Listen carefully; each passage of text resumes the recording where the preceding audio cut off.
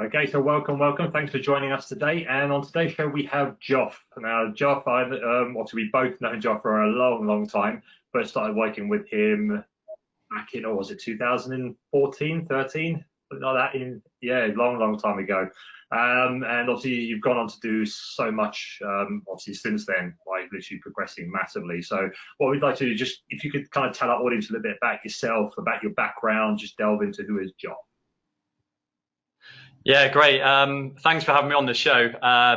Obviously, I've had you guys on my podcast before, and it was great. Like I said before, we kind of were very aligned in what we talk about. So it's great to come onto your one and talk as well. So my name's Joff, as John mentioned. John was actually my fitness manager when I was in working in Abu Dhabi for Fitness First. So I moved over. To the UAE after completing my degree, sports performance and coaching in the UK. And at the same time, I did my personal trainer qualification in spinning and body pump and all those types of qualifications. So kind of came over with some quite good experience at a young age to get into the fitness industry. Signed up with Fitness First as a personal trainer because I wanted a stepping stone into the UAE. Thought I was moving to Dubai, but they shipped me off to Abu Dhabi, which I didn't realize was actually a different place at the time. So I did a year with Fitness First, just kind of learning my trade and building up a base of clientele and just getting to know a little bit more about the industry. I had no clue about like sales and conversions and all that type of stuff. So it was a great learning experience. From there, I stepped away, and I was quite fortunate, I guess, that I was a very early adopter of CrossFit. So I discovered CrossFit back in 2011, did the qualification in 2012. So I ended up going and running a facility in Abu Dhabi. From there, went and managed a facility in Dubai, and I've been in Dubai ever since. I've kind of come away from the CrossFit side of it now, and obviously I have my company, Movement Wins. I still do some coaching in CrossFit just because it's a passion of mine as well. And Movement Wins is an online health and fitness community, and it's which I'm sure we'll go into it. A lot of it is around, as the name suggests, movements, just getting people moving more and making them realize that exercise is a keystone habit that has the power to really transform your life. And I guess that comes from my own personal experience of exercising and what it's done for me in terms of my life, also working as a fitness professional, seeing people go through these amazing journeys and looking back and going, well, how did that start? Where did that transformation come from? And it all just comes from people being consistent in the beginning before we start to progress things on. So I guess that's kind of a little background on me. I love it. I mean, what made you move kind of from CrossFit, which is a big passion of yours, into having your own company of Movement Wins? So, like, who are you really helping at the moment? Because just to touch on something you said there, you said like helping people be consistent. That's like the biggest challenge. So many people don't believe they're consistent or they can't be. And you obviously combat that with the community that you've created already. So I'm curious to know a bit more about that. Yeah, great question. And I think with CrossFit, what happened was, and the reason I say that I was lucky to fall into it is because as an early adopter, I was kind of there at the forefront of it before it kind of went through that boom in the UAE. So in terms of just securing job roles and stuff, I got to kind of grow with CrossFit within the UAE. And one of the things that was great about it is you had people who were just going to conventional gyms, Globo gyms, and doing their own training sessions and maybe going once or twice a week and just struggling to stay consistent because that motivation isn't always there.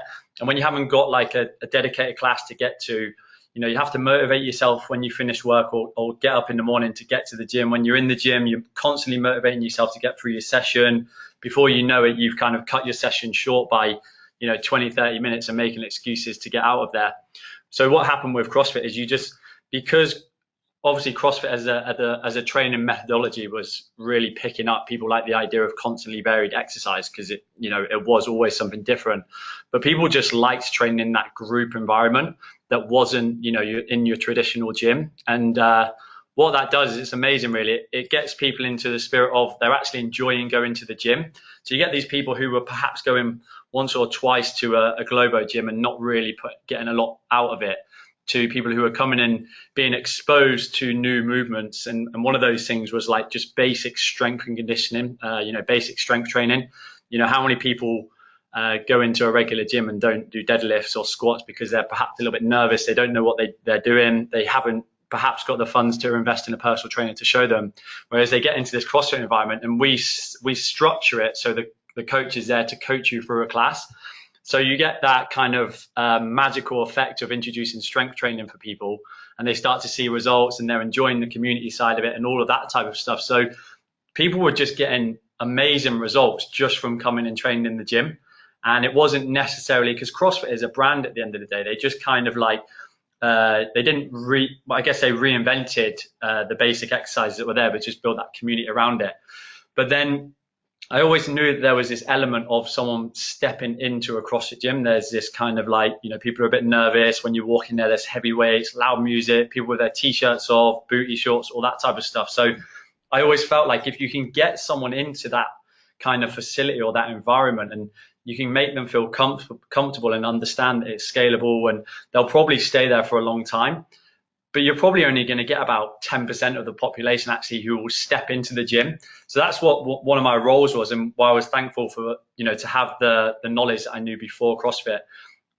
When someone would walk into the gym, my primary focus would be like, right, we need to go and talk to that person straight away. They're already a little bit nervous about being in here. Let's go and make sure they feel welcome. Let's talk to them, show them where the changing rooms are, the bathrooms. Let's ask about their goals, injuries, and just make them feel as confident as possible. Because we know that this is where they should be training. And then, you know, from there, we kind of built memberships and grew the gym. But just from your question, as you asked, what kind of led me out of that to where I am now is that I used to deal with a lot of the new members coming in. It would just be crazy the amount of like turnover you would have as well of people who didn't actually sign up. And I'd be going, where are all of these people going? Like, I'm having these great conversations, and what they're telling me their problem is that they're not consistent, you know, they haven't got the motivation, they don't know what they're doing. I was like, we offer that in this facility, so why haven't they signed up? And I was like, there's such a big world out there. Like, I can't just be homed into CrossFit as a brand, as a methodology, because there's loads more people to help outside of that. Nice. I think one of the big factors there is you've listened drastically to what's going on, not only to the individuals, but as a marketplace as well, because there's so many gyms popping up here and there everywhere, and that sometimes there's just too much choice for people, and they don't really know what they need until they see it. And it sounds like you've really been able to create movement wins as that thing that is different, that does kind of hone people in towards you, and you deliver on that, right?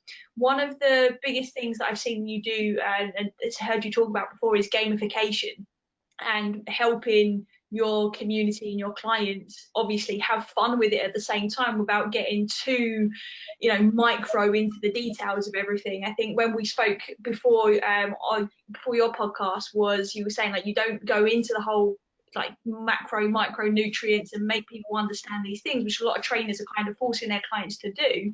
You actually have a much broader approach, but you make it enjoyable and easy to understand for them. Yeah, so I'll kind of go a little bit deeper into that, I guess, if you don't mind, just because I can give a little bit more context around it, and talk about where kind of Movement Wins is at now. And I guess it started was, again, just in that position as the head coach of a CrossFit gym, trying to get people in. I remember there was two gentlemen who came in to the gym, and within about a month of each other, and they were both really, really like big overweight guys. You know, they were 140, 150 kg. And I just thought, fair play, like these guys coming in here, and they, you know, they did a couple of weeks of training, and you know, it's probably not that nice for them in terms of they're having to scale and modify, but everybody's super supportive.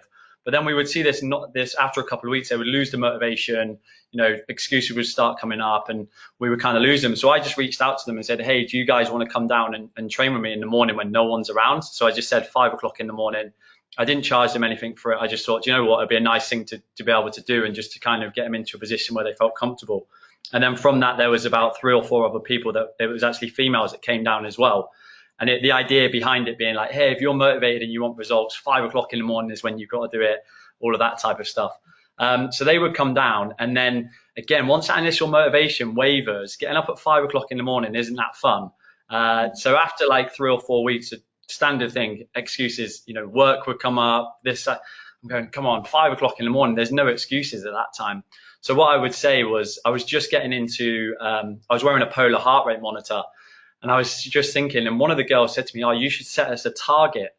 And I was thinking, what do you mean? And she was referring to like basically like a short-term target. And she wanted like a squat target. She wanted to improve her, you know, her butt or something like that. And I was thinking, okay, that's a little while off for where we need to go, like right now, but I like the idea of targets. So what I did, I just said that I knew that if they did a session with me, that they would burn anywhere between 400 and 700 calories in the session, regardless of if it was strength training or we did more cardiovascular, within that range. So if they'd agreed to do 4 sessions a week with me, all paid up, I just did 4 times 700 or 4 times 400, whoever the individual was, very general, said, okay, that's how many calories you need to burn this week. If you do the 4 sessions, you'll hit your target.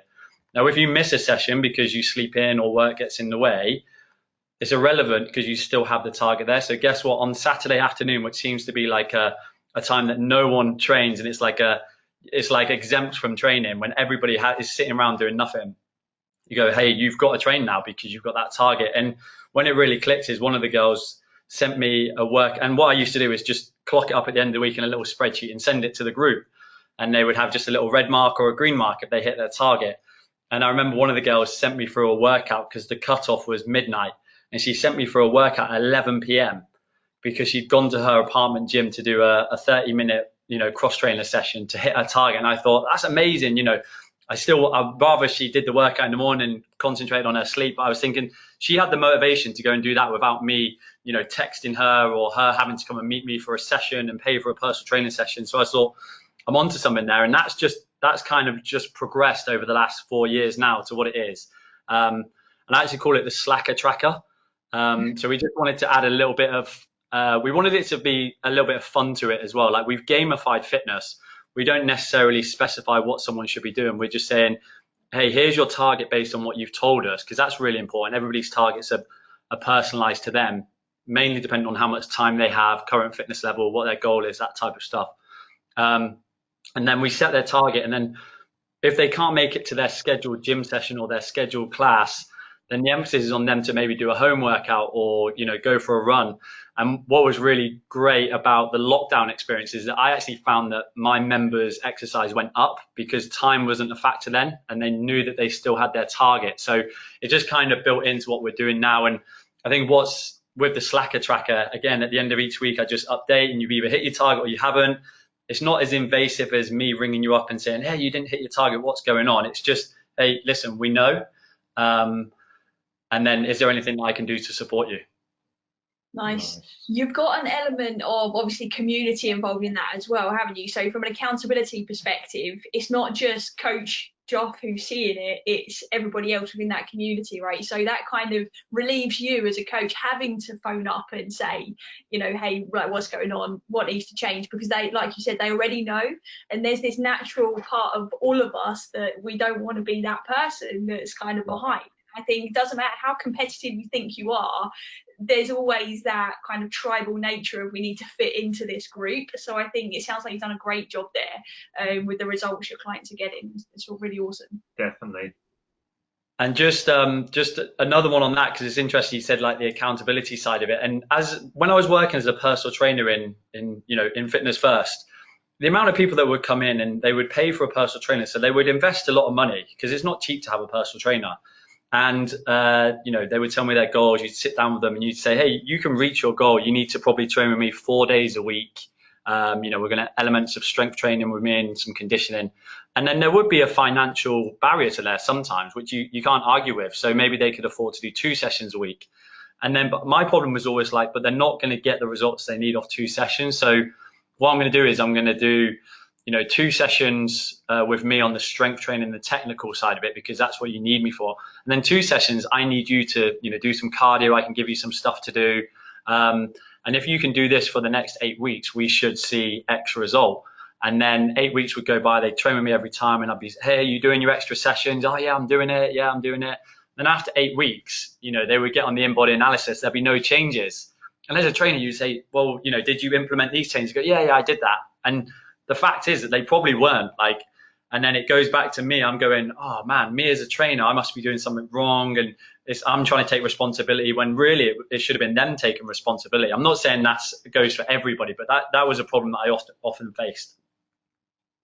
Yeah, and it's such a common one, isn't it? Because it becomes a shared responsibility, but at the same time, unless somebody really wants to do it, they're the ones got to do the work. There's only so much you can do for somebody. For sure.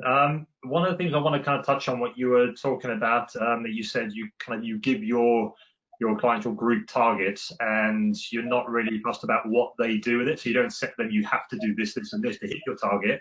As long as you obviously hit your target, whether they run, they go to the gym, swim, whatever they're doing. And that's obviously something we both believe in. You do what you feel like that you want to do. And there's a lot of people, even probably people who are listening now, who are probably at the gym or doing stuff that they've been told they need to do to get the result they want, and they just can't stand doing it. It could be squats, it could be deadlifts, it could be running, and they're just forcing themselves to do these things, and thinking, like, I have to do it. My trainer said I have to, or someone on Instagram said I have to lose weight or to whatever the goal is. So what's your kind of take and your opinion on that, of actually just setting the goal and then letting someone move however they feel like moving, whether it be the gym, swimming, running, hiking, walking, whatever? Yeah, great question. And I think it's very dependent on the individual. And listen, me as a coach, I've been coaching for 12, 13 years now. I still have my biases towards, if someone came to me to work with me one-to-one and they were in the right place to do it, I would get more granular with what I told them to do. I'm a big believer in strength training 2 to 3 times a week, whatever you can do. Some high intensity in there, some steady state cardio in the perfect kind of scenario. So I do go into that detail, but I often find that a lot of people jump over what the basics of it are, and they really overcomplicate, and they try and get into, right, I need to make sure I'm doing X amount of strength training sessions, X amount of high intensity. And listen, they can't make it to the gym for whatever reason, and then for some reason it just doesn't happen then. So there's no, and I think that we're in a time in the fitness industry where calorie deficit and movement and non-exercise activity has been drilled into our brains, and I see it all over Instagram, so I know that it's there. People understand that. So then I'm just kind of continuing to promote that message, like, hey, something is better than nothing. If you can't make it to your session, then just go and do something. But in an ideal world, here is what I would talk about as my expertise. I think that's what you were saying. Yeah. I've seen you recently posting as well about like you doing some intuitive exercise, right? Getting yourself like into the pool instead of like hitting the gym super hard. Not that you're not doing that, but just that you're actually listening to your body, maybe in a new way compared to before. What triggered that for you? I guess I've had like a long-term hip injury for a little while. Probably about 3.5 years. I've had like a hip impingement, a small labral tear at the top of my hip, and I'm not saying that CrossFit did that, but it definitely didn't help all the overloading. So I've just kind of learned to manage it. And when I first stepped out of competing, like in the competitive environment, I went for a stage of continuing to train and just not really enjoying it. And then when I actually moved out of the gym and I set up my own business, and I was training in my apartment gym and a friend's gym and didn't really have any structure, I wasn't in the day-to-day hustle of the gym environment. I wasn't doing anything. Like I was generally getting fat just from not moving, and I wasn't in the Slacker tracker then. I'm actually in it now, and it's a game changer for me, which is why I know it works. So I just wasn't accountable to any exercise, and I just kind of like just not really do anything. And then I'd write a program for myself, and it would be in my phone, it would be reminders. I just wouldn't do it. So then it was actually around about the same time as the Slack track. I was like, right, I've just got to hit my target, because all of my members can see what I'm doing now. So that's one bit of accountability for me, that I have to do it. I've got a swimming pool out there. I've got a gym at the end of the corridor. I've got access to a gym that I coach in. There's literally no excuses for me, apart from obviously the same excuse everybody has against battling against that mindset of, not feeling motivated. So I just put myself into that mindset of, I need to hit my target. I need to do something. And I guess that's where the intuitive training came into. And I know that I'm not going to get the best results that I want. I haven't got a specific goal right now, so it's not important. But if tomorrow my specific goal was I wanted to, lose 10% body fat, something like that, I know what I need to do to get there, but I'm not willing to do what it takes to get there tomorrow. I'm enjoying other things in my life. I got married last year. I'm enjoying my job. I'm enjoying going out on the weekends with friends and, my wife and things like that. Like, I know that if I want to make it to that next step, then there's a lot of other sacrifices and stuff that come into it. So I guess intuitive training, a little bit like intuitive eating, comes from experience and just knowing that you're doing enough. But I guess it's almost a way of just saying you're happy with where you're at, and it's like a standby mode, ready to, the switch isn't off. I'm not completely letting things slip. I'm just there and I'm ready to bounce back when I need to. I love that, and it's so, that's going to be so powerful for our listeners to hear, because we've got some listeners that we know for sure are on it with their training. That's the bit they love, and there's other areas that they struggle with, and we've got other people that they think they should be doing this intense training, getting granular with it, getting super specific. Whereas actually, if they just started with the intuitive movement and just start moving, no matter how it is, it's like kind of that next step. And to hear another coach with that many years experience saying that you experience that too, because we talk about this all the time. Like, we're very real and raw with what we share with our own stuff as well. We've had slumps, and we've like then got on it again, and like really kind of navigated that. So what would you say to somebody who's listening that is maybe on the fence, and they kind of want to get started into something, maybe they've stopped after a long period? What would you say to let them have that kind of shift mentally to get back into it? I guess it's just kind of what we touched on already, just not overcomplicating the process. Maybe just commit to doing something for 30 minutes is not a long time. Like, just commit to doing something 30 minutes, 5 days a week. Like, you can honestly do that. And listen, I haven't got kids. I've got a fairly relaxed job in terms of I have some free time in and around the day. So it's always that hard conversation to have with someone who has got that busy lifestyle. But if you really want to and really try, you can just carve out 30 minutes. It doesn't even need to be 30 minutes. Maybe you start at like 10 minutes, 15 minutes. Any like habits, I've read tons and tons of habit books, like Atomic Habits, Tiny Habits, like all of these books all talk about just cementing that habit, no matter how long, or if you're reading a book, just read one page to begin with. Even to the point where if you're trying to get into a gym routine, just turn up to the gym. And then if you don't end up doing anything, that's fine, but you've just cemented it that you're getting into your the process of going there. So I think just take the complication out of it. I always say it, something is better than nothing. And I kind of like think that might go over people's heads a little bit, and they just think, well, that's not going to help me to reach my goal. But do you know what? It's the stepping stone that's going to get you to in the right frame of mind. And I always like to talk about, I referenced it a second ago, like the on-off switch. Like, how many people just, the switch is off, they're not training, they're not worrying about what they're eating, they're not worrying about their sleep or anything like that. New Year's resolutions, or September, now is a perfect time. September, kids are going back to school, right? Switch is on. I'm going to get back into it now. I'm going to go on the ketogenic diet. I'm going to train 6 days a week. I'm going to do this. I'm going to do that. Switch goes on, only to just go straight back off. And I'm just saying, there is a halfway in between there. Let's work on getting halfway first. And then, do you know what? When the holiday in 4 weeks is coming up, or when your wedding's coming up, or something that's going to be really, really like the hotspot that I learned in Fitness First back in the day, when that hotspot is there, switch goes on, we do everything that we need to, we make sure that our family and our support structure is built up around us to allow us to do it. We go for it, and then we go back to standby mode, which is, enjoying your life. Exactly, and I think our listeners are going to love hearing that. definitely, for sure.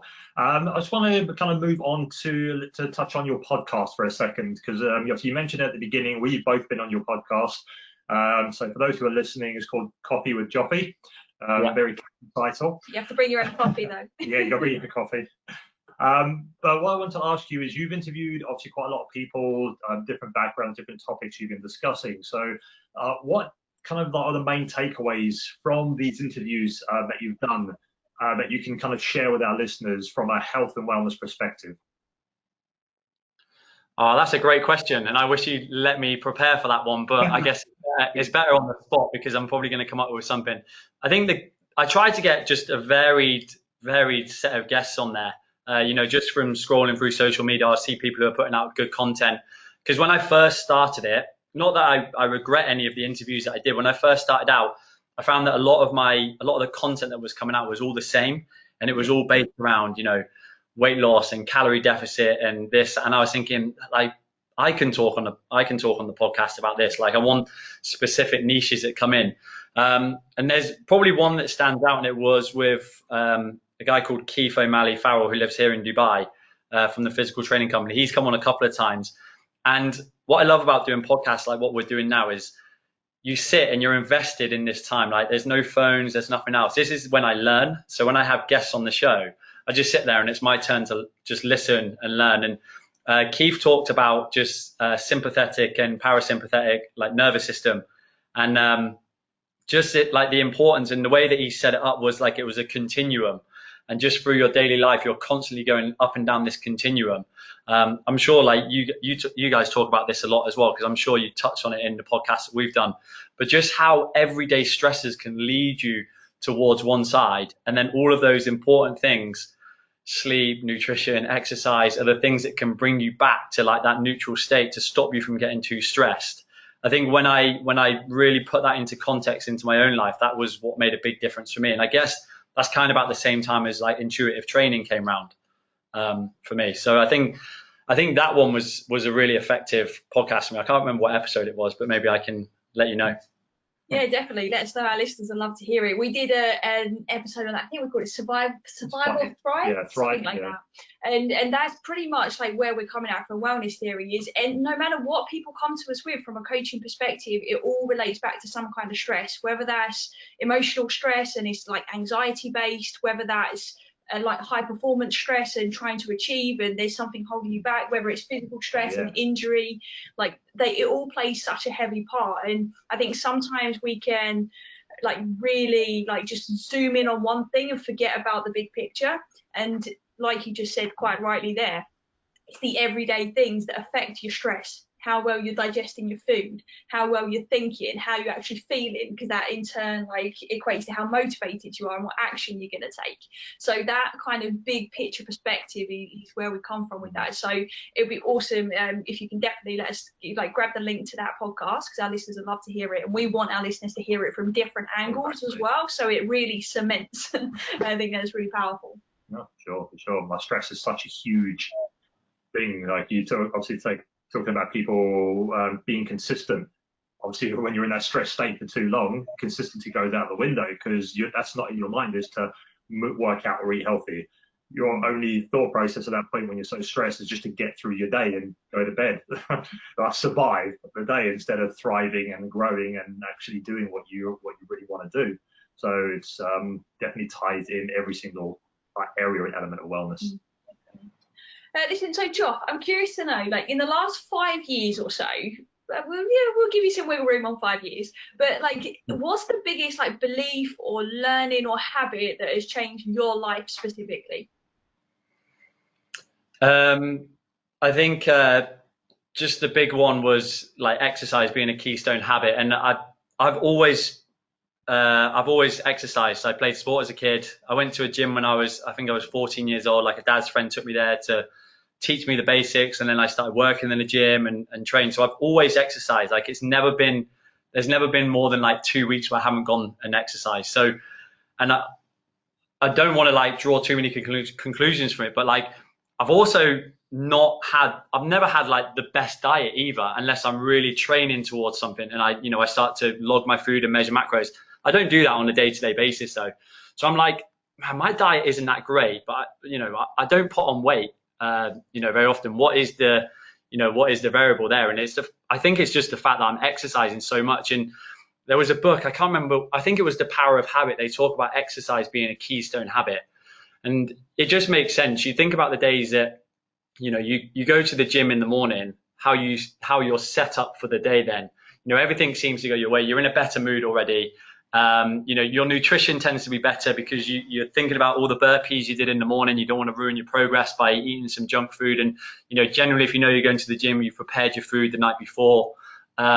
You sleep better. I definitely know if I haven't exercised for a week, like through the week, my sleep is definitely off compared to like I can just get into bed at 10 o'clock and, lights out and I'm straight to sleep. So all of those things are just attached for me into like just making that habit to go and exercise. And I know that seems very like an obvious answer because obviously like movement wins, that type of stuff, but that's what I talk about a lot, that kind of habit. But I guess another one for me is there's a book called Atomic Habits. I don't know if you've read that one by James Clear. And he has the format of, cue and like just being able to see things on the side, like your visual cues. And that's like an absolute game changer for me. Like just in terms of, I just told you there, I don't eat the best, especially as like a fitness professional. My wife's just started baking cakes, and that's what the pink board was behind that you saw before we started. and they're not healthy cakes at all. Like, she doesn't strictly know high protein or healthy. She likes to cook, like, bake cakes. So I'm constantly walking into the kitchen and just seeing these cakes on the side. I'm like, can you just put them like away so I can't see them? Because every time I walk into the kitchen or open the fridge, like, I'm just the type of person that will mindlessly eat things like that. So I think if you are someone who is like that, which I think a lot of people are, put things away, put things in the tops of cupboards, put things out of the kitchen, out of your line of sight, because your visual cues are the best for that in terms of knocking your progress. Like, an example of that as well is just like with my vitamins, I'd take like a multivitamin and some fish oils and things like that. When they were in the cupboard or in the drawer, sorry, never take them.